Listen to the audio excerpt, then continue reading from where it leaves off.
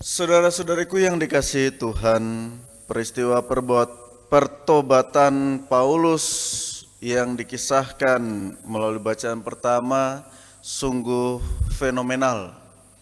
Bagaimana tidak, sebab Paulus yang memperkenalkan diri sebagai seorang yang taat terhadap ajaran iman Yahudi, mau menggambarkan kepada para pendengar saat itu bahwa ia sebelumnya adalah pribadi yang juga khawatir akan perkembangan murid-murid Yesus, para pengikut Yesus yang jangan-jangan akan mengganggu stabilitas sosial melalui kehadiran komunitas baru ini, terutama akan mengganggunya pertumbuhan dan perkembangan iman orang-orang Yahudi.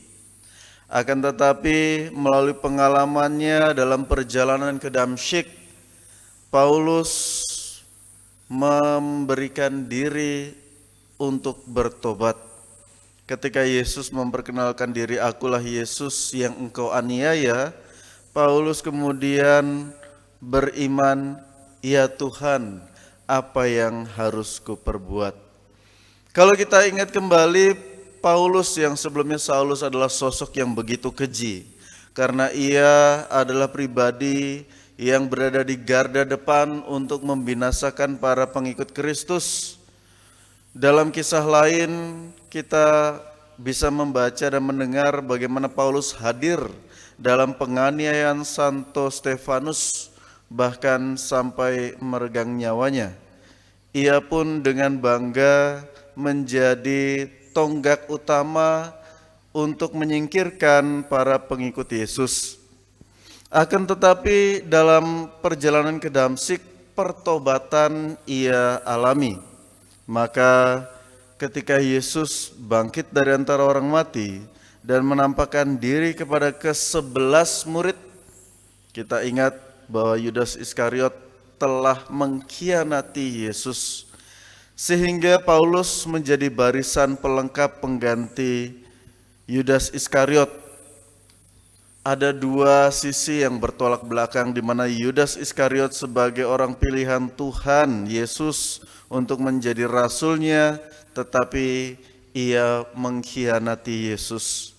Sebaliknya, Paulus, sang pemburu pengikut Kristus, justru mengalami pertobatan sehingga ia menjadi rasul Yesus.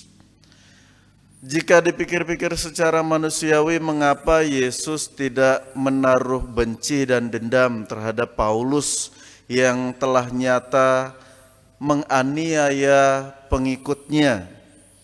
Disinilah letak kasih Tuhan, bahwa Tuhan senantiasa mengasihi setiap manusia, dan ia akan senantiasa memberikan rahmat-Nya bukan bagi orang yang merasa dirinya benar, tetapi orang yang sungguh-sungguh membutuhkan rahmat Tuhan.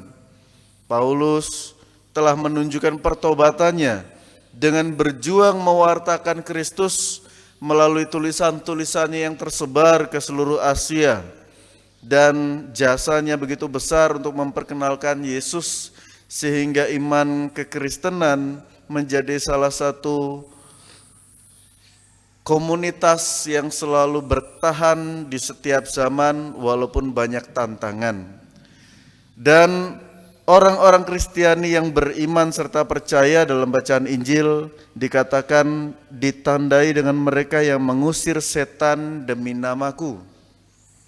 Mengusir setan dalam hal ini bukan hanya mengusir roh-roh jahat, tetapi teristimewa bagaimana mengendalikan diri dari godaan-godaan untuk melakukan tindakan-tindakan tidak manusiawi atau ingat diri sendiri yang membuat orang lain menderita dan juga merugi. Mereka yang percaya juga dikatakan dapat berbahasa dalam bahasa yang baru, atau bisa kita kaitkan dengan pertobatan Paulus. Bahasa yang baru adalah bahasa kasih, mengganti bahasa kebencian dan juga iri hati. Dan juga seorang yang percaya dapat menyembuhkan orang yang sakit, bukan hanya secara fisik teristimewa, secara iman melalui doa-doa kita.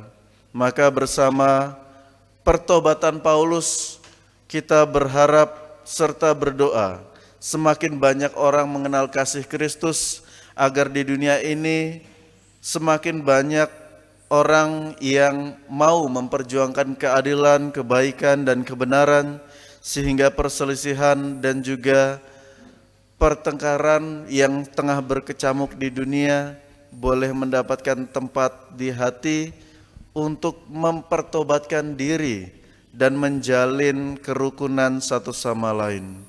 Semoga bersama Paulus dan kasih Kristus menyertai perjuangan kita masing-masing sebagai umat beriman yang dipilihnya. Amin. Amin.